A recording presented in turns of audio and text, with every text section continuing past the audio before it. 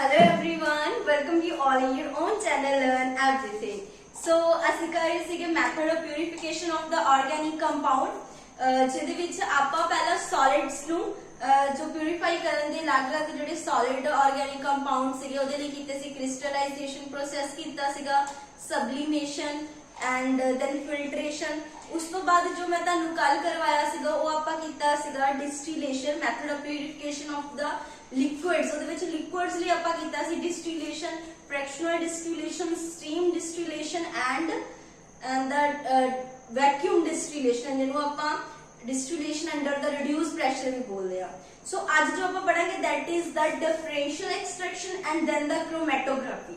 ठीक है, so first of all जो लिक्विड्स ਦੇ ਵਿੱਚ ਇੱਕ ਨੈਕਸਟ ਜੋ ਮੈਥਡ ਹੈ that is differential extraction। ठीक है, सो फर्स्ट ऑफ ऑल बहुत ज्यादा इजी हैगा, कुछ ज्यादा औखा प्रोसेस नहीं हैगा। ये नाम है ਇਹਦਾ differential extraction। इजी ਹੁੰਦਾ ਇਹ ਆਪਾਂ ਯੂਜ਼ ਕਿੱਥੇ ਕਰਦੇ ਆ for the separation of an organic compound। ਕਿਹਦੇ ਲਈ organic compound separation ਕਹ ਲਓ ਜਾਂ purify ਕਰਨਾ। separation ਜਦੋਂ impurity ਤੋਂ ਅਸੀਂ separate ਕਰਦੇ that means ਉਹਨੂੰ ਆਪਾਂ purify ਕਰਦੇ ਆ। ਠੀਕ ਹੈ, ਹੁਣ ਜਿਹੜਾ organic compound ਆ ਉਹ ਤੁਹਾਡੇ ਕੋਲ solid ਵੀ ਹੋ ਸਕਦਾ ਹੈ ਜਾਂ ਫਿਰ liquid ਵੀ ਹੋ ਸਕਦਾ ਹੈ, ਤੇ ਅਸੀਂ ਉਹਨੂੰ ਉਹਦੇ aqueous solution ਤੋਂ ਅਲੱਗ ਕਰਨਾ with the help of ਕਿਸੇ solvent ਦੀ help ਨਾਲ। ठीक है, कोई सुटेबल सॉल्वेंट लेना है कि ਇਹਦੇ ਵਾਸਤੇ देखो मैं इतने शॉर्ट च लिख देनी है, फिर देन एक्सप्लेन कर दांगी, पूरा ਤੁਹਾਨੂੰ क्लियर हो जाएगा। ਅਸੀਂ सेपरेट करना ऑर्गेनिक कंपाउंड ਨੂੰ। ठीक है, कोई भी ऑर्गेनिक कंपाउंड है, इट मे बी सॉलिड और लिक्विड, कुछ भी हो सकता है। ठीक है, ਉਹਦੇ aqueous solution ਤੋਂ from its aqueous solution using suitable solvent। ਹੁਣ ਦੇਖੋ मैं ਦੱਸਦੀ ਕਿਦਾਂ suitable solvent, ਜਿੱਦਾਂ ਕੁਝ ਕੀ ਇੰਪੋਰਟੈਂਟ ਸੋਲਵੈਂਟਸ ਉਹਨਾਂ ਦੇ ਨਾਮ ਨੋਟ ਕਰ ਲਓ। ਈਥਰ ਇਹ ਪੁੱਛੇ ਜਾ ਸਕਦੇ ਆ, ਬੈਂਜ਼ੀਨ, CCl4। ਠੀਕ ਹੈ, ਕੁਝ ਕੀ ਇੰਪੋਰਟੈਂਟ ਹੈਗੇ ਆ, ਕਲੋਰੋਫਾਰਮ। ਹੁਣ ਇਹਦੀ ਜੋ ਡਾਇਗਰਾਮ, ਇਹਦੀ ਜੋ ਹੈ ਨਾ ਤੁਹਾਡੇ ਕੋਲ ਕਿ ਕਿੱਦਾਂ ਇਹ ਜਿਹੜਾ ਪੂਰਾ ਪ੍ਰੋਸੈਸ ਵਰਕ ਕਰਦਾ ਹੈ, ਕਿੱਦਾਂ ਇਹਦੇ ਵਿੱਚ ਆਪਾਂ ਸੈਪਰੇਟ ਕਰਦੇ ਆ, ਤੁਹਾਨੂੰ ਸਕਰੀਨ ਤੇ ਪਹਿਲਾਂ ਇਹਦੀ ਜੋ ਆ ਡਿਸਪਲੇ ਹੋ ਜਾਏਗੀ। ਹੁਣ ਪਿਕ ਜਿਹੜੀ ਡਿਸਪਲੇ ਹੋ ਜਾਏਗੀ ਜਿੱਥੇ ਤੁਹਾਨੂੰ ਕੁਝ ਐਦਾਂ ਦੀ ਇਮੇਜ ਦੇਖਣ ਨੂੰ ਮਿਲੇਗੀ।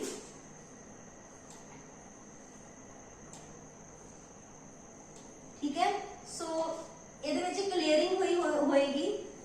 ਠੀਕ ਹੈ, ਸੋ ਦੇਖੋ ਮੈਂ ਤੁਹਾਨੂੰ ਸਮਝਾਣੀ ਆ, ਮੇਨ ਇਹਦੇ ਵਿੱਚ ਸਮਝਣਾ ਹੈ ਤੁਸੀਂ। ਇੱਥੇ ਪਿਸਟਨ ਹੈ ਲੱਗਾ ਹੋਇਆ। ਠੀਕ ਹੈ, ਮੇਰੀ ਥੋੜੀ ਡਾਇਗਰਾਮੈਟਿਕਲੀ ਇਦਾਂ ਦਾ ਹੀ ਹੈ। ਠੀਕ ਹੈ, ਜੇ ਲੈਟਸ ਸੇ ਹੁਣ ਧਿਆਨ ਨਾਲ ਸਮਝੋ, ਤੁਹਾਡੇ ਕੋਲ ਇੱਥੇ ਕੋਈ ਆਰਗੈਨਿਕ ਕੰਪਾਊਂਡ ਆ। ਠੀਕ ਹੈ, ਵਿਦ ਨਾਲ ਉਹਦਾ ਐਕੁਅਸ ਸੋਲੂਸ਼ਨ ਹੈ। ਠੀਕ ਹੈ, ਲੈਟਸ ਸੇ ਇਹ ਤੁਹਾਡੇ ਕੋਲ ਕੋਈ ਆਰਗੈਨਿਕ ਕੰਪਾਊਂਡ ਆ। ਠੀਕ ਹੈ, ਨਾਲ ਤੁਹਾਡੇ ਕੋਲ ਕੀ ਆ ਵਿੱਚ ਉਹਦਾ ਐਕੁਅਸ ਸੋਲੂਸ਼ਨ, ਤੇ ਤੁਸੀਂ ਹੁਣ ਇੱਥੇ ਕੀ ਪਾ ਦਿੱਤਾ, ਕੋਈ ਲੈਟਸ ਸੇ ਸੋਲਵੈਂਟ ਪਾ ਦਿੱਤਾ। ਕਲੀਅਰ, ਅਗੇਨ ਸੋਲੋ ਦੇਖੋ ਆਰਗੈਨਿਕ ਕੰਪਾਊਂਡ ਕੀ ਹੁੰਦੇ ਆ, ਨੋਨ ਪੋਲਰ, ਵਾਟਰ ਕੀ ਆ, ਪੋਲਰ। ਹੁਣ ਨੋਨ ਪੋਲਰ ਪੋਲਰ ਦੇ ਵਿੱਚ ਚਲੇ ਗਿਆ। ਤੁਸੀਂ ਤਾਂ ਪੜਿਆ ਹੋਇਆ ਆਰਗੈਨਿਕ ਦੇ ਵਿੱਚ ਲਾਈਕ ਡਿਸੋਲਵ ਲਾਈਕ ਇੱਕੋ ਜਿਹੇ ਵਿੱਚ ਘੁਲਦੇ ਆ, ਪੋਲਰ ਪੋਲਰ ਚ ਘੁਲਦੇ ਆ, ਨੋਨ ਪੋਲਰ ਇੱਕ ਛੋਟੇ ਬੱਚਿਆਂ ਦੇ ਮਿਕਸ ਹੁੰਦੇ ਨੇ, ਲਾਈਕ ਡਿਸੋਲਵ ਲਾਈਕ ਦੇ ਅਕੋਰਡਿੰਗ ਵਰਕ ਕਰਦਾ ਹੈ। ਸੋ ਆਰਗੈਨਿਕ ਕੰਪਾਊਂਡ ਐਕੁਅਸ ਲੇਅਰ ਦੇ ਵਿੱਚ ਚਲੇ ਗਿਆ। ਇਹਨੂੰ ਮੈਂ ਕੱਢਣਾ ਹੈਗਾ, ਇਹਨੂੰ ਸੈਪਰੇਟ ਕਰਨਾ ਇਸ ਆਰਗੈਨਿਕ ਕੰਪਾਊਂਡ ਨੂੰ ਇਹਦੇ ਐਕੁਅਸ ਸੋਲੂਸ਼ਨ ਤੋਂ। ਇਹਦੇ ਵਿੱਚ ਐਕੁਅਸ ਸੋਲੂਸ਼ਨ ਹੈਗਾ, ਉਹਦੇ ਤੋਂ ਮੈਂ ਕੀ ਕਰਨਾ, ਇਹਨੂੰ ਆਰਗੈਨਿਕ ਕੰਪਾਊਂਡ ਨੂੰ ਬਾਹਰ ਕੱਢਣਾ ਆ। ਮੈਂ ਕੀ ਕਰਨਾ, ਇੱਥੇ ਕੋਈ ਸੁਟੇਬਲ ਸੋਲਵੈਂਟ ਦੀ ਲੇਅਰਿੰਗ ਕਰ ਦੂੰਗੀ। It may be ether, ਬੈਂਜ਼ੀਨ, CCl4 ਜਾਂ ਕਲੋਰੋਫਾਰਮ, ਕੁਝ ਵੀ ਹੋ ਸਕਦਾ ਹੈ। ਉਹ ਕੀ ਕਰੇਗਾ, ਇਹਦੇ ਵਿੱਚੋਂ ਜਿਹੜਾ ਆਰਗੈਨਿਕ ਕੰਪਾਊਂਡ ਆ ਉਹਨੂੰ ਕਰ ਲੇਗਾ ਬਾਹਰ ਕੱਢ ਲੇਗਾ। ਯਾਨੀ ਕਿ ਜਦੋਂ ਮੁੜ ਕੇ ਇਹ ਵਾਲੀ ਡਾਇਗਰਾਮ ਸੇਮ ਬਣੇਗੀ,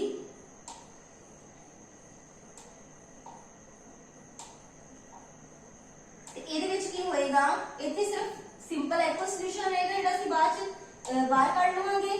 ਠੀਕ ਹੈ, ਤੇ ਇੱਥੇ ਸਾਡੇ ਕੋਲ ਜਿਹੜਾ ਆਰਗੈਨਿਕ ਕੰਪਾਊਂਡ ਆ ਉਹ ਇਸ ਸੋਲਵੈਂਟ ਦੇ ਵਿੱਚ ਚੱਲ ਜਾਏਗਾ। ਯਾਨੀ ਇੱਥੇ ਪੋਲਰ ਨੋਨ ਪੋਲਰ ਇਕੱਠੇ ਹੋ ਜਾਣਗੇ। ਨੋਨ ਪੋਲਰ ਸੋਲਵੈਂਟ ਜਿਹੜਾ ਤੁਸੀਂ ਉੱਥੇ ਯੂਜ਼ ਕਰ ਸਕਦੇ ਆ। ਅਗੇਨ ਕਲੀਅਰ ਹੈ ਤੁਹਾਨੂੰ? ठीक है, होया कि डिफरेंशियल एक्सट्रैक्शन ਦੇ ਵਿੱਚ ਆਪਾਂ ਸੈਪਰੇਟ ਕਰਨਾ ਆਰਗੈਨਿਕ ਕੰਪਾਊਂਡ ਨੂੰ। ਵਿੱਚ ਆਰਗੈਨਿਕ ਕੰਪਾਊਂਡ ਸੀ ਇਹਦੇ ਹੀ ਐਕੁਅਸ ਸੋਲੂਸ਼ਨ ਦੇ ਵਿੱਚੋਂ, ਠੀਕ ਹੈ, with the help of use ਕਰਨਾ ਤੁਸੀਂ ਕੋਈ ਸੁਟੇਬਲ ਸੋਲਵੈਂਟ ਯੂਜ਼ ਕਰਕੇ ਨਾ, the solvent may be ether, benzene, CCl4 और chloroform, ये सारे ਤੁਸੀਂ नॉन पोलर ही ਲਏ ਆ। क्यों? क्योंकि ਤੁਹਾਡਾ ਆਰਗੈਨਿਕ ਕੰਪਾਊਂਡ ਕੀ ਨॉन पोलर, ਇਹ ਤਾਂ ਵਿਚਾਰਾ ਇਸ ਪੋਲਰ 'ਚ ਜਾ ਕੇ ਫਸ ਗਿਆ ਸੀ, ਠੀਕ ਹੈ। ਅਸੀਂ ਇਹਨੂੰ ਬਾਹਰ ਕੱਢਣਾ ਸੀ, ਅਸੀਂ ਕੀ ਕੀਤਾ, ਕੋਈ ਸੋਲਵੈਂਟ ਯੂਜ਼ ਕਰ ਲਿਆ, ਦਿਸ ਸੋਲਵੈਂਟ ਇਜ਼ ਅ ਨॉन पोलर, ਇਹਨੇ ਇਹਨੂੰ ਬਾਹਰ ਕੱਢ ਲਿਆ, ਇੱਥੇ ਚੱਲ ਜਾਣਾ। ਆਮ ਤੁਹਾਡੇ ਕੋਲ ਪਹਿਲਾਂ ਆਲਰੇਡੀ ਸੋਲਵੈਂਟ ਸੀਗਾ, ਇਹ ਜਿਹੜੇ ਡਾਟ ਆ ਇਹਦੇ ਵਿੱਚ ਚਲ ਗਏ, ਠੀਕ ਹੈ। ਤੇ ਇਹ ਐਕੁਅਸ ਬਾਹਰ ਰਹਿ ਗਿਆ, ਇੱਥੇ ਤੁਸੀਂ ਬੀਕਰ ਦੇ ਵਿੱਚ ਇੱਥੇ ਪਿਸਟਨ ਆ, ਪਿਸਟਨ ਨੂੰ ਓਪਨ ਕਰਾਂਗੇ ਤਾਂ ਆ ਜਿਹੜਾ ਐਕੁਅਸ ਵਾਲਾ ਹੈ ਬਾਹਰ ਆ ਜਾਏਗਾ, ਇਹ ਤੁਹਾਡੇ ਕੋਲ ਰਿਕਵਰ ਹੋ ਜਾਏਗਾ ਆਰਗੈਨਿਕ ਕੰਪਾਊਂਡ। ਕਲੀਅਰ ਆ, ਈਜ਼ੀ ਹੈਗਾ ਪ੍ਰੋਸੈਸ, ਕੁਝ ਜ਼ਿਆਦਾ ਔਖਾ ਨਹੀਂ ਹੈਗਾ। ਹਾਂਜੀ, ਹੁਣ ਕੁਝ ਕਿਹੜੀਆਂ ਪ੍ਰੋਪਰਟੀਜ਼ ਆ ਉਹ ਲਿਖ ਲਓ, ਇਹ ਮੈਂ ਰੱਖ ਕਰ ਦਿੰਦੀ ਹਾਂ।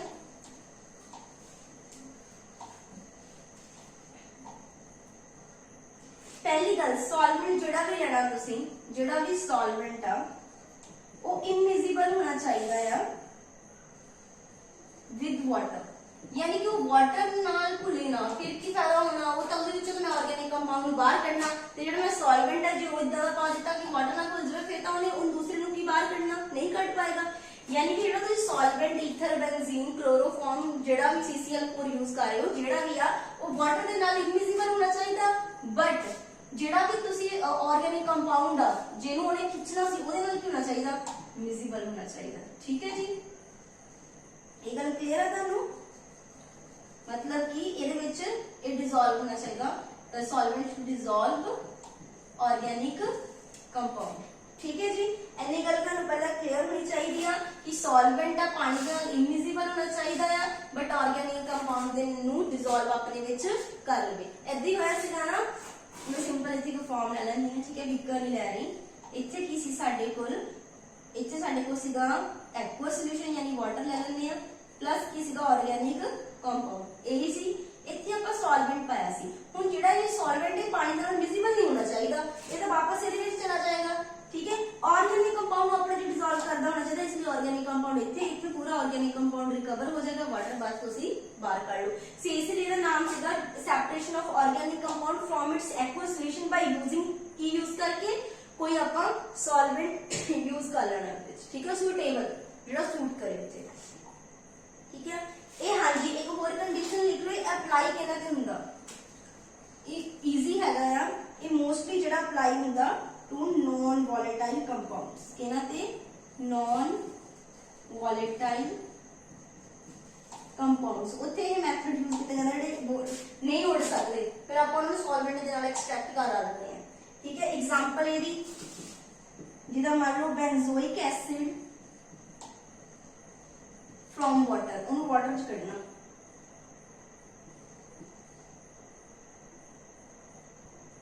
ठीक है। सो ये बेपता वाले जी कि ਇਹਨੂੰ ਆਪਾਂ ਬਾਹਰ ਕਰਨਾ ਕਿਹਦੀ ਹੈਲਪ ਨਾਲ ਕਰ ਸਕਦੇ ਆ, ਬਾय यूजिंग डिफरेंशियल एक्सट्रैक्शन। देखिए सॉल्वेंट ਆਪਾਂ यूज ਕਰਦੇ ਆ बेंजीन, ठीक है, ਇਹਦੀ यूज करके बेंजोइक एसिड ਨਾਲ ਅਸੀਂ ਵਾਟਰ ਨੂੰ ਕੀ ਕਰ ਸਕਦੇ ਆ, ਅਲੱਗ ਕਰ ਸਕਦੇ। ਸਮਝ ਆਇਆ, ਈਜ਼ੀ ਮੈਥਡ ਹੈਗਾ ਨਾ। ਹਾਂ ਇੱਕ ਗੱਲ ਮੈਂ ਤੁਹਾਨੂੰ ਦੱਸਿਆ ਕਿ ਜਿੱਦਾਂ ਆਪਾਂ ਜਦੋਂ ਸੋਲਵੈਂਟ ਪਾਣੀ ਨੂੰ ਸ਼ੇਕ ਕਰ ਲੈਣਾ ਕਾਫੀ ਟਾਈਮ ਲਈ, ਜਦੋਂ ਆਪਾਂ ਨੂੰ ਸ਼ੇਕ ਕਰਨਾ ਹੈ ਨਾ, ਸੋਲਵੈਂਟ ਨੇ ਪਾਣੀ ਨਾਲ ਤਾਂ ਘੁਲਣਾ ਨਹੀਂ ਹੈਗਾ, ठीक है, उन्हें ऑर्गेनिक कंपाउंड अपने जो डिसॉल्व कर लेना ऊपर आ जाना, जिदा डायग्राम दे विच मैं ਤੁਹਾਨੂੰ ਦੱਸਿਆ ਸੀ, ठीक है। डिफरेंशियल एक्सट्रैक्शन की करना है कि जिदा मैं ਦੱਸਿਆ कोई बीकर सी, लेट्स से ਇੱਥੇ ਕੀ ਸੀਗਾ और ਇਹ ਸਾਡੇ ਕੋਲ एक्वस सॉल्यूशन ਸੀਗਾ प्लस ऑर्गेनिक कंपाउंड ਸੀਗਾ, ठीक है। फिर ਇੱਥੇ ਅਸੀਂ ਕੋਈ सॉल्वेंट ਪਾਤਾ सूटेबल, ਅਸੀਂ ਇਹਨੂੰ ਸ਼ੇਕ ਕਰੀ ਜਾਣਾ, ਲੰਬੇ ਟਾਈਮ ਲਈ ਸ਼ੇਕ ਕਰਨਾ। ਉਹ सॉल्वेंट ਦੀ ਕੰਡੀਸ਼ਨ ਲਈ ਸੀ ਕਿ ਪਾਣੀ ਚ ਘੁਲਣਾ ਨਹੀਂ ਚਾਹੀਦਾ, ਇਹਨਾਂ ਚ ਘੁਲੇਗਾ ਨਹੀਂ, ਇਹਨੂੰ ਆਪਣੇ ਡਿਸੋल्व ਕਰ ਲੇਗਾ, ਉੱਪਰ ਆ ਜਾਏਗਾ, ठीक है। ਤੇ ਇਹਨੂੰ ਆਪਾਂ ਫਿਰ ਰਿਕਵਰ ਕਰ ਲੈਣਾ, ਜਿਦਾ ਡਾਇਗਰਾਮ ਦੇ ਵਿੱਚ ਇਹਨੂੰ ਡਾਟ ਨਾਲ ਰਿਪਰੈਜ਼ੈਂਟ ਕੀਤਾ ਹੋਇਆ ਹੈ ਨਾ, ठीक है। सो ਜਿੱਦਾਂ ਵੀ ਆ ਤੁਸੀਂ ਸਮਝ ਗਏ ਹੋਵੋਗੇ, ਮੇਨ ਜਿਹੜੇ ਪੁਆਇੰਟਸ ਆ ਨੋਟ ਕਰ ਲਓ। ਨॉन ਵੋਲੇਟਾਈਲ ਕੰਪਾਊਂਡ ਯੂਜ਼ ਕੀਤਾ ਜਾਂਦਾ, ਇੱਕ ਐਗਜ਼ਾਮਪਲ ਵੀ ਦੱਸ ਦਿੱਤੀ ਆ। ਉਸ ਤੋਂ ਬਾਅਦ ਜੋ ਹੁਣ ਆਪਾਂ ਕਰ ਰਹੇ ਹਾਂ ਦੈਟ ਇਜ਼ ਕ੍ਰੋਮੈਟੋਗ੍ਰਾਫੀ, ठीक है। ਹੁਣ ਆਪਾਂ ਕ੍ਰੋਮੈਟੋਗ੍ਰਾਫੀ ਬਾਰੇ ਸਟੱਡੀ ਕਰਾਂਗੇ, ਇਹਨੂੰ ਨੋਟ ਕਰ ਲਓ ਚੰਗੀ ਤਰ੍ਹਾਂ। ਇਹ ਵੀ ਤੁਹਾਡੇ ਸਿਲੇਬਸ ਦੇ ਵਿੱਚ ਮੈਂਸ਼ਨ ਹੈਗਾ, क्रोमैटोग्राफी। ये लिख लिया वर्ड क्रोमा, तो क्रोमा का मतलब होता कलर, ठीक है। ये मॉडर्न मेथड हैगा, ठीक है जी, काफी मॉडर्न मेथड हैगा, ਇਹਦੇ ਵਿੱਚ ਆਪਾਂ ਕਰਦੇ ਆ ਪਿਊਰੀਫਿਕੇਸ਼ਨ ਆਫ ਦਾ ਕੰਪਾਊਂਡ, मतलब प्यूरीफाई कर सकते, सैपरेट कर सकते, टेस्ट कर सकते। मेन आप प्यूरीफिकेशन के मैथड पढ़ रहे हैं, सो ਉਹਦੇ ਵਾਸਤੇ ਇਹ यूज किया जाता। ਹੁਣ ਮੇਨ ਮੈਂ ਤੁਹਾਨੂੰ ਦੱਸਿਆ ਸੀ ਪ੍ਰੋਪਰਟੀਜ਼ ਹੁੰਦੀਆਂ। ਹੁਣ ਜਿੱਦਾਂ ਇਹਦੀ ਕ੍ਰਿਸਟਲਾਈਜੇਸ਼ਨ ਦੀ ਪ੍ਰੋਪਰਟੀ ਸੀਗੀ ਸੋਲੂਬਿਲਿਟੀ ਤੇ ਡਿਪੈਂਡ ਕਰਦੀ ਸੀ। ਡਿਸਟਿਲੇਸ਼ਨ ਮੈਂ ਤੁਹਾਨੂੰ ਕੱਲ ਕਰਾਇਆ, ਉਹ ਕਹਿੰਦੇ ਤੇ ਬੇਸਡ ਸੀਗੀ ਬੋਇਲਿੰਗ ਪੁਆਇੰਟ ਦੇ ਡਿਫਰੈਂਸ ਤੇ। ਯਾਦ ਕ੍ਰਿਸਟਲ ਜਦੋਂ ਆਪਾਂ ਡਿਸਟਿਲੇਸ਼ਨ ਕੀਤਾ ਸੀ ਉਹਦੀ ਬੋਇਲਿੰਗ ਪੁਆਇੰਟਸ ਤੇ ਗੱਲ ਹੋ ਰਹੀ ਸੀ ਕਿ ਕੁਝ ਜਿਹੜਾ ਸਫੀਸ਼ੀਐਂਟ ਡਿਫਰੈਂਸ ਹੋਣਾ ਚਾਹੀਦਾ। ਜਦੋਂ ਫ੍ਰੈਕਸ਼ਨਲ ਕੀਤਾ ਸੀ ਬੋਇਲਿੰਗ ਪੁਆਇੰਟ ਕਲੋਜ਼ ਸੀਗੇ, ਯਾਨੀ ਕੁਝ ਟਾਈਮ ਗੱਲ ਕਿਹਦੀ ਹੋ ਰਹੀ ਸੀ ਉਹਦੇ ਬੋਇਲਿੰਗ ਪੁਆਇੰਟ ਦੀ। ਕਲੀਅਰ? ਜਦੋਂ ਆਪਾਂ ਕ੍ਰਿਸਟਲਾਈਜੇਸ਼ਨ ਕੀਤਾ ਸੀ ਉਦੋਂ ਕਿਹਦੀ ਗੱਲ ਹੋ ਰਹੀ ਸੀ? ਸੋਲੂਬਿਲਿਟੀ ਦੀ। क्लियर हो रहा? क्रिस्टलाइजेशन जब आप सॉल्युबिलिटी की गल कर रहे थे, डिस्टिलेशन जब बॉइलिंग पॉइंट की गल कर रहे थे। हुण देखो आप क्रोमैटोग्राफी दे विच किहदे नाल डील करांगे, डिफरेंस किहड़ा चेक करांगे, ये मेन नोट कर लो। In the rate at which, main ये पॉइंट नोट करने वाला, द कंपोनेंट, जितने भी कंपोनेंट होंगे of mixture move through the porous medium। ਜਿਹੜਾ ਵੀ ਤੁਸੀਂ porous medium यूज कर रहे हो ਜਿਹਦੇ ਵਿੱਚੋਂ ਦੀ ਉਹ ਨਿਕਲੇਗਾ ਉਹਨੂੰ ਬੋਲਦੇ ਆਪਾਂ medium। ਠੀਕ ਹੈ? ਹੁਣ ਇਹਦੇ ਵਿੱਚ ਇੱਕ ਸਟੇਸ਼ਨਰੀ ਫੇਸ ਹੁੰਦਾ ਹੈ, ਮੇਨ ਨੋਟ ਕਰ ਲਓ। ਪਹਿਲਾਂ ਮੈਂ ਸਮਝਾ ਦਿੰਦੀ ਹਾਂ। एक मोबाइल फेस होएगा, एक स्टेशनरी फेस होएगा।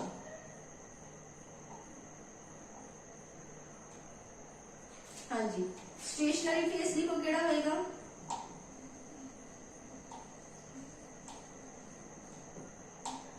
सॉलिड हो सकता या फिर लिक्विड हो सकता। एंड एक मोबाइल फेस होएगा, स्टेशनरी मतलब जेड़ा खड़ा रहेगा, मतलब कि रहेगा। मोबाइल फेस जो मूव करेगा वो हो सकता आइदर लिक्विड और गैस, कुछ भी हो सकता। ठीक है? यानी ये मोबिलिटी के नाल कितना ना कितना लिंक है। देखो ये देखिएगा difference in the rate at which the component of mixture move through the porous medium. यानी कि जो तुसी मोबिलिटी चेक करनी कितनी रेट नाल वो फटाफट मोबाइल करे। मोबाइल का मतलब कि एक जगह दूसरी जगह जाना, यही होता ना मोबिलिटी। ठीक है? सो मॉडर्न मैथड है काफी यूज किया जाता है सैपरेट करने, प्यूरीफाई और टेस्टिंग करने प्यूरिटी नु ये मेथड यूज किया जाता है। एक ਇਹਦੇ ਵਿੱਚ ਜਿੱਦਾਂ ਕ੍ਰਿਸਟਲਾਈਜੇਸ਼ਨ ਬੇਸਡ ਸੀਗਾ on the boiling solubility, distillation on the basis ਸੀਗਾ boiling point, and this method chromatography is based on the mobility। ठीक है? कि कितना तो ਜਿਹੜੇ ਮਿਕਸਚਰ ਆ ਮੂਵ ਕਰਦੇ ਆ ਉਹ ਪੋਰਸ ਮੀਡੀਅਮ ਦਾ ਰੇਟ ਚੈੱਕ ਕਰਨਾ ਕਿੰਨੀ ਦਰ ਨਾਲ, ਕਿਹੜਾ ਪਹਿਲਾਂ ਨਿਕਲੇਗਾ ਕਿਹੜਾ ਬਾਅਦ। ਪੂਰਾ ਮੈਥਡ ਸਮਝਾ ਦਾਂਗੇ, ਡੋਂਟ ਵਰੀ। ਇਹਦੇ ਵਿੱਚ ਦੋ ਫੇਸ ਹੁੰਦੇ, ਸਟੇਸ਼ਨਰੀ ਫੇਸ ਤੁਹਾਡਾ ਸੋਲਿਡ ਜਾਂ ਲਿਕੁਇਡ ਵੀ ਹੋ ਸਕਦਾ ਹੈ, ਜਿਹੜਾ ਮੋਬਾਈਲ ਫੇਸ ਆ ਉਹ ਲਿਕੁਇਡ ਜਾਂ ਫਿਰ ਗੈਸੀਅਸ ਫਾਰਮ ਦੇ ਵਿੱਚ ਹੋ ਸਕਦਾ। ਕਲੀਅਰ? ਹੁਣ ਤੁਹਾਡੇ ਸਾਹਮਣੇ ਇੱਕ ਫਲੋ ਚਾਰਟ ਡਾਇਗਰਾਮ ਜੋ ਡਿਸਪਲੇ ਹੋਏਗੀ, ਫਲੋ ਚਾਰਟ ਡਾਇਗਰਾਮ ਜਿਹਨੂੰ ਦੇਖੋ ਚੰਗੀ ਤਰ੍ਹਾਂ। ਫਲੋ ਚਾਰਟ ਦੇ ਵਿੱਚ ਆਪਾਂ ਗੱਲ ਕਰਦੇ ਹਾਂ ਕ੍ਰੋਮੈਟੋਗ੍ਰਾਫੀ ਦੀ। ਕ੍ਰੋਮੈਟੋਗ੍ਰਾਫੀ ਦੋ ਤਰ੍ਹਾਂ ਦੀ ਹੁੰਦੀ ਹੈ, ਇੱਕ ਹੁੰਦੀ ਐਡਜ਼ੌਰਪਸ਼ਨ क्रोमैटोग्राफी, एक हुंदी पार्टीशन। ठीक है? बाकी डायग्राम उत्ते डिस्प्ले हो ही रही है। ਇਹਦੇ ਵਿੱਚ नेक्स्ट है हाँ जी, एक जे मान लो स्टेशनरी फेस साडे कोल सॉलिड है, अगे मोबाइल दे विच की आ सकदा, लिक्विड आ सकदा या गैसियस आ सकदा। लिक्विड दे विच अगे दो हैगा column chromatography and thin layer column chromatography या थिन लेयर क्रोमैटोग्राफी। ठीक है? इहदी पार्टीशन दे विच जे तुहाडे कोल लेट्स से लिक्विड है स्टेशनरी फेस, दूसरा गैस हो सकता या फिर लिक्विड हो सकता। लिक्विड च again column chromatography and paper chromatography. Clear? Chromatography दो तरह की है, एडजॉर्प्शन एंड पार्टीशन। एडजॉर्प्शन दे विच अगे जे तुहाडे कोल इक सॉलिड, तुहानू पता ना स्टेशनरी फेस दो हो सकदे, सॉलिड या फिर लिक्विड। इहदे विच स्टेशनरी फेस सॉलिड है, इहदे विच की आ लिक्विड आ। अगे तुहानू पता ही है ਜਿਹੜੇ मोबाइल फेस आ लिक्विड भी हो सकता, गैसियस भी। जेड़ा लिक्विड आ वो दो तरह बनाएगा, या कॉलम क्रोमैटोग्राफी ਜਿਹੜੀ ਹੁਣ ਮੈਂ ਸਮਝਾ ਰਹੀ ਹਾਂ, या फिर थिन लेयर क्रोमैटोग्राफी। पार्टीशन ਦੇ ਵਿੱਚ लिक्विड ਦਾ ਹੋ ਗਿਆ ਸਾਡੇ ਕੋਲ stationary phase, mobile phase gaseous ਜਾਂ लिक्विड हो सकते हैं। लिक्विड ਦੇ ਵਿੱਚ ਅੱਗੇ ਦੋ ਤਰ੍ਹਾਂ ਦੀ ਆਏਗੀ, column chromatography and paper chromatography. ठीक है? ਇਹਦੇ ਵਿੱਚ TLC ਵੀ ਆ ਜਾਂਦੀ ਹੈ, थिन लेयर क्रोमैटोग्राफी ਵੀ ਕਿਹਾ ਜਾਂਦੀ ਹੈ। क्लियर है जी? नेक्स्ट ਜਿਹੜਾ ਆਪਾਂ ਦੇਖਦੇ ਹਾਂ कला कला समझ लिया। सब तो पहले कॉलम क्रोमैटोग्राफी की है, क्योंकि और इंपॉर्टेंट आ समझने डायग्राम ਉਹਦੀ ਤੁਹਾਨੂੰ ਡਿਸਪਲੇ ਹੋ ਜਾਏਗੀ। ਕਾਲਮ ਕ੍ਰੋਮੈਟੋਗ੍ਰਾਫੀ ਬਹੁਤ ਜ਼ਿਆਦਾ ਈਜ਼ੀ ਆ। ਹੁੰਦਾ ਕਿ ਇਹਦੇ ਵਿੱਚ ਲੈਟਸ ਸੇ ਜਿੱਦਾਂ ਮੰਨ ਲਓ ਇਹ ਕੋਈ ਹੈ ਮੇਰੇ ਕੋਲ ਹੈ ਨਾ, ਉਹਦੇ ਵਿੱਚ ਮੈਂ ਤਿੰਨ ਮਿਕਸਚਰ ਲੈ ਲਿਆ A B C, ਠੀਕ ਹੈ, A plus B plus C। ਹੁਣ ਵਿੱਚ ਤੁਹਾਨੂੰ ਅਲੱਗ-ਅਲੱਗ ਕਲਰ ਦੇ ਜਿਹੜੇ ਸ਼ੋ ਹੋ ਜਾਣਗੇ ਕਿ A ਵਾਲਾ ਕਿੰਨਾ ਮੂਵ ਕੀਤਾ, B ਵਾਲਾ ਕਿੰਨਾ ਤੇ C ਵਾਲਾ ਕਿੰਨਾ, ठीक है। जेड़ा ता सब तो ज्यादा एब्जॉर्ब कर जाएगा, लेट्स से ए सब तो ज्यादा एब्जॉर्ब कर गया, वो तो इत्थे रुक जाएगा। उस तो बाद मान लो बी आ, जेड़ा सी आ वो मोबाइल कर गया, मोबाइल करके वो बाहर निकल गया, क्योंकि किते डिपेंड करदा सी रेट ऑफ मोबिलिटी ते किहड़ा ज्यादा मिक्सचर दे विचों रेट दे मतलब पूरे मिक्सचर विचों किहड़ा कंपोनेंट आ वो ज्यादा रेट दे नाल पोरस मीडियम दे विचों बाहर निकल गया। लेट्स से सी सब तो पहले बाहर निकल गया, ठीक है, बाहर निकल गया। उस तो बाद मान लो बी का रेट हैगा, बी बाहर निकल जाना, इधर फिर ए बाहर निकल जाना।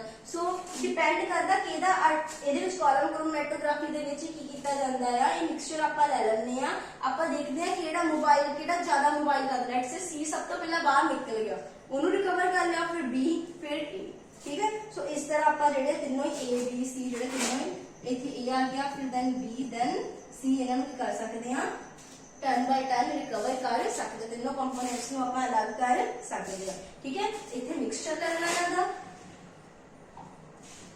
ਇੱਥੇ ਤੁਸੀਂ ਕੋਈ ਸੋਲਵੈਂਟ ਯੂਜ਼ ਕਰ ਲੈਣਾ, ਠੀਕ ਹੈ। ਇੱਥੇ ਤੁਹਾਡਾ ਹੋਣਾ ਜਿਹੜਾ ਵੀ ਸਟੇਸ਼ਨਰੀ ਫੇਸ, ਠੀਕ ਹੈ, ਕੋਈ ਵੀ ਸਟੇਸ਼ਨਰੀ ਫੇਸ ਹੋਗਾ, ਉਹਦੇ ਅਕੋਰਡਿੰਗ ਆਪਾਂ ਇਹਨਾਂ ਨੂੰ ਕੀ ਕਰ ਲੈਣਾ ਅਲੱਗ। ਮੰਨ ਲਓ A ਦੀ ਅਫਿਨਿਟੀ ਸਭ ਤੋਂ ਜ਼ਿਆਦਾ ਇਹ ਸਭ ਤੋਂ ਉੱਪਰ ਚਲ ਜਾਣਾ, B ਤੇ C ਦਾ ਮਿਕਸਚਰ ਰਹਿ ਜਾਣਾ, ਦੈਨ ਫਿਰ ਕੀ ਹੋ ਜਾਣਾ बी ਤੇ C ਵਿੱਚ ਮਤਲਬ C ਸਭ ਤੋਂ ਜ਼ਿਆਦਾ ਮੋਬਾਈਲ ਕਰ ਸਕਦਾ, ਉਹ ਹੋਰ ਨੀਚੇ ਆ ਜਾਣਾ। ਸੋ ਇਸ ਅਕੋਰਡਿੰਗ ਜਿਹੜਾ ਹੈ ਇਹਨਾਂ ਨੂੰ ਤਿੰਨਾਂ ਨੂੰ ਆਪਾਂ ਕੀ ਕਰ ਸਕਦੇ ਹਾਂ ਅਲੱਗ ਕਰ ਸਕਦੇ ਹਾਂ। This is the column chromatography. ਉਸ ਤੋਂ ਬਾਅਦ ਸਾਡੇ ਕੋਲ ਆ ਜਾਂਦੀ ਆ ਥਿਨ ਲੇਅਰ ਕ੍ਰੋਮੈਟੋਗ੍ਰਾਫੀ। ਹਾਂ, ਇੱਕ ਮੈਂ ਤੁਹਾਨੂੰ ਹੋਰ ਦੱਸਣਾ ਸੀ ਕਿ ਜਿਹੜਾ ਆਪਾਂ ਸਟੇਸ਼ਨਰੀ ਫੇਸ ਇੱਥੇ ਯੂਜ਼ ਕਰਦੇ ਆ ਨਾ, ਮੇਨ ਨੋਟ ਕਰ ਲਿਓ, ਉਹ ਜ਼ਿਆਦਾਤਰ ਅਸੀਂ Al2O3 या फिर SiO2 यूज करते हैं। या ध्यान रखिए स्टेशनरी फेस ਦੇ ਵਿੱਚ ਜਿਹੜਾ ਆਪਾਂ ਇੱਥੇ ਯੂਜ਼ ਕਰਦੇ ਆ ਉਹ ਜ਼ਿਆਦਾਤਰ Al2O3 ਜਾਂ ਫਿਰ SiO2 ਯੂਜ਼ ਕਰਦੇ ਆ। ਤਿੰਨ ਡਾਇਗਰਾਮ ਦੇ ਵਿੱਚ ਤੁਹਾਡੇ ਕੋਲ ਤਿੰਨ, ਮੈਂ ਹੁਣ ਤਾਂ ਨਹੀਂ ਕੋਈ ਡਾਇਗਰਾਮ ਨਹੀਂ ਸਕਰੀਨ ਤੇ ਡਿਸਪਲੇ ਹੋ ਰਹੀ ਆ। ਪਹਿਲੇ ਦੇ ਵਿੱਚ ਤੁਹਾਡੇ ਕੋਲ ਉੱਪਰ ਸੋਲਵੈਂਟ ਹੈਗਾ ਆ, ਫਿਰ ਦੈਨ A B C ਤਿੰਨਾਂ ਦਾ ਮਿਕਸਚਰ ਹੈਗਾ ਆ, ਦੈਨ ਸਟੇਸ਼ਨਰੀ ਫੇਸ ਆ ਉਹਦੇ ਵਿੱਚ ਇਹ ਦੋਨੋਂ ਯੂਜ਼ ਕਰ ਸਕਦੇ ਆ, ਫਿਰ A ਉੱਪਰ ਐਬਜ਼ੌਰਬ ਕਰ ਗਿਆ, B C ਇਕੱਲੇ ਰਹਿ ਗਏ ਆ, B C ਦਾ ਮਿਕਸਚਰ ਹੈਗਾ, ਫਿਰ A B C ਤਿੰਨੋਂ ਹੀ ਅਲੱਗ ਹੋ ਗਏ ਆ। ਇਹ ਹੀ ਆ ਸਿੰਪਲ ਹੈਗਾ ਆ, ठीक है। उस तो बाद आप ਜਿਹੜਾ ਹੁਣ ਪੜ੍ਹਦੇ ਆ ਉਹ ਹੈ ਸਾਡੇ ਕੋਲ ਥਿਨ ਲੇਅਰ ਕ੍ਰੋਮੈਟੋਗ੍ਰਾਫੀ। ਇਹਨੂੰ ਜਰਾ ਧਿਆਨ ਨਾਲ ਸੁਣਿਓ, ਇਹਨੂੰ ਆਪਾਂ ਕਿੱਦਾਂ ਯੂਜ਼ ਕਰਦੇ ਆ ਥਿਨ ਲੇਅਰ ਕ੍ਰੋਮੈਟੋਗ੍ਰਾਫੀ ਨੂੰ।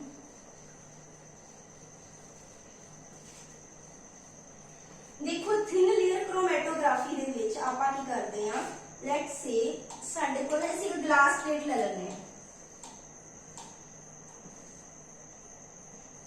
ਠੀਕ ਹੈ, this is a glass plate, ठीक है। इनू कोटिंग कर लेने हैं, इतने आप सॉल्वेंट यूज कर लेना, कोई सॉल्वेंट पा लेना, ठीक है, डायग्राम भी डिस्प्ले हो जाएगी, डोंट वरी, ठीक है। उस तो बाद असं ना एक बेस लाइन लेने, ध्यान रखिए इतने लेने आप एक बेस लाइन लेने हैं, ओरिजिन कोई मान के चलते हैं, कोई ओरिजिन कोई बेस मान के चलते हैं, ठीक है। हुण कैपिलरी रिएक्शन के थ्रू ये सॉल्वेंट ऊपर तक मूव करेगा इस तक, ठीक है। ਤੇ ਇਦਾਂ ਨਾ ਆਪਾਂ ਜਿਹੜਾ ਕੰਪੋਨੈਂਟ ਜਿਹੜਾ ਵੀ ਜਿਹਦੀ ਵੀ ਆਪਾਂ ਨੋਟ ਕਰਨੀ ਹੈ, ਜਿਹਨਾਂ ਨੂੰ ਆਪਾਂ ਪਿਉਰੀਫਾਈ ਕਰਨਾ, ਉਹ ਲੈ ਲੈਣਾ ਇੱਥੇ, ठीक है। उन्हें भी कुछ हद तक एब्जॉर्ब कर जाना है, ठीक है। जिदा कि ਅਸੀਂ ਲੱਗ ਤੋਂ ਮੰਨ ਲਓ ਇਹ ਸਾਡੇ ਕੋਲ ਜਿਹੜਾ ਕ੍ਰੋਮੈਟੋਗ੍ਰਾਮ ਇਹ ਆ ਗਿਆ ਕਿ ਇਹ ਸਾਡੀ baseline C, let's say this is the baseline, ਠੀਕ ਹੈ। ਇਹਦੇ ਵਿੱਚ ਇਹ ਬੇਸਲਾਈਨ ਆ, ਜਿਹੜਾ ਤਾਂ ਸਾਡੇ ਕੋਲ ਕੀ ਸੀਗਾ ਸੋਲਵੈਂਟ, ਲੈਟਸ ਸੇ ਸੋਲਵੈਂਟ ਇੱਥੇ ਤੱਕ ਜਿਹੜਾ ਆ ਵਾਈਡ ਡਿਸਟੈਂਸ ਤੱਕ ਜਿਹੜਾ ਆ ਉਹ ਮੂਵ ਕਰ ਗਿਆ, ਤੇ ਜਿਹੜਾ ਇਹ ਮੈਂ ਕੰਪਾਊਂਡ ਲਿਆ ਸੀ ਆਰਗੈਨਿਕ ਕੰਪਾਊਂਡ, ਲੈਟਸ ਸੇ ਇਹ ਇੱਥੇ ਤੱਕ ਜਿਹੜਾ ਆ ਐਬਜ਼ੌਰਬ ਕੀਤਾ, ਇਹਦਾ ਡਿਸਟੈਂਸ ਮੰਨ ਲੈਣੀ x। ਇਹ ਕਿਹਦਾ ਹੈਗਾ ਸਾਡੇ ਕੋਲ ਜਿਹੜਾ ਵੀ ਸਪੌਟ ਲਿਆ ਤੁਸੀਂ, ਇਹ ਸੌਲਵੈਂਟ। ਤਾਂ ਇਹਦੇ ਵਿੱਚ ਨਾ ਥਿਨ ਲੇਅਰ ਕ੍ਰੋਮੈਟੋਗ੍ਰਾਫੀ ਦੇ ਵਿੱਚ ਆਪਾਂ RF ਕੱਢਦੇ ਆ, ਰਿਟੈਂਸ਼ਨ ਫੈਕਟਰ। ਇਹ ਪੁੱਛਿਆ ਜਾ ਸਕਦਾ ਪੇਪਰ 'ਚ, ਕੀ ਕੱਢਦੇ ਆ ਆਪਾਂ ਰਿਟੈਂਸ਼ਨ ਫੈਕਟਰ। ਇਹ ਆਪਾਂ ਕੀ ਹੁੰਦਾ ਕਿ ਇਹ ਸਾਡੇ ਕੋਲ ਹੁੰਦਾ ਕਿ distance moved by the substance, ਜਿਹੜਾ ਤੁਸੀਂ ਆ substance ਲਿਆ from baseline divide ਚ ਕਰ ਦੇਣਾ distance moved by the solvent from the baseline। ਹੁਣ baseline ਤੋਂ ਆ baseline ਸੀ, ਜਿਹੜਾ ਤੁਹਾਡਾ ਸਬਸਟੈਂਸ ਹੈ, ਇਹ ਸਪॉट ਜਿਹੜਾ ਲਿਆ ਸੀ ਤੁਸੀਂ, ਕਿੰਨਾ ਮੂਵ ਕੀਤਾ x ਡਿਸਟੈਂਸ, ਸੋ RF ਕੀ ਆ ਜਾਏਗਾ x ਓਵਰ ਸੋਲਵੈਂਟ ਕਿੰਨਾ ਮੂਵ ਕੀਤਾ y ਡਿਸਟੈਂਸ, ਸੋ RF ਰਿਟੈਂਸ਼ਨ ਫੈਕਟਰ ਕਿੰਨਾ ਆ ਗਿਆ x upon y। ਇਸ ਤਰ੍ਹਾਂ ਅਸੀਂ ਇਹ ਵਾਲੀ ਜਿਹੜੀ ਟੈਕਨੀਕ ਆ ਯੂਜ਼ ਕਰਦੇ ਆ। ਇੱਕ ਗਲਾਸ ਪਲੇਟ ਲੈਂਦੇ ਆ, ਉਹਦੇ ਵਿੱਚ ਆਪਾਂ ਸੋਲਵੈਂਟ, ਇੱਥੇ ਆਪਾਂ ਸੋਲਵੈਂਟ ਪਾਇਆ ਹੋਇਆ ਹੈ, ठीक है, इतने सारा सॉल्वेंट है, एक बेली रिएक्शन के थ्रू ऊपर तक मूव कर जाएगा, फिर चढ़ जाएगा ऊपर, वो डिस्टेंस लेट से y तक आ गया। ਤੇ ਜਿਹੜਾ ਆਪਾਂ ਸਬਸਟੈਂਸ ਲਿਆ, ਜਿਹੜਾ ਇੱਥੇ ਸਪॉट ਲਿਆ ਹੈਗਾ, ਜਿਹੜਾ ਵੀ ਕੰਪਾਊਂਡ ਜਿਹਦੀ ਨੋਟ ਕਰਨੀ ਤੁਸੀਂ ਪਿਊਰੀਫਿਕੇਸ਼ਨ, ਠੀਕ ਹੈ, ਸੈਪਰੇਟ ਕਰਨਾ ਜਿਹਨੂੰ ਲੈਟ ਸੇ, ਉਹ ਡਿਸਟੈਂਸ x ਤੱਕ ਮੂਵ ਕਰ ਗਿਆ, ਤਾਂ ਅਸੀਂ x upon y ਨਾਲ ਇੱਥੇ ਰਿਟੈਂਸ਼ਨ ਫੈਕਟਰ ਕੀ ਕੱਢਦੇ ਆ RF। This is the thin layer chromatography and paper chromatography ਦੇ ਵਿੱਚ ਅਸੀਂ ਇਹਦੀ ਜਗ੍ਹਾ ਕੀ ਯੂਜ਼ ਕਰਦੇ ਆ, ਕੋਈ ਪੇਪਰ ਯੂਜ਼ ਕਰ ਲੈਂਦੇ ਆ, ਠੀਕ ਹੈ।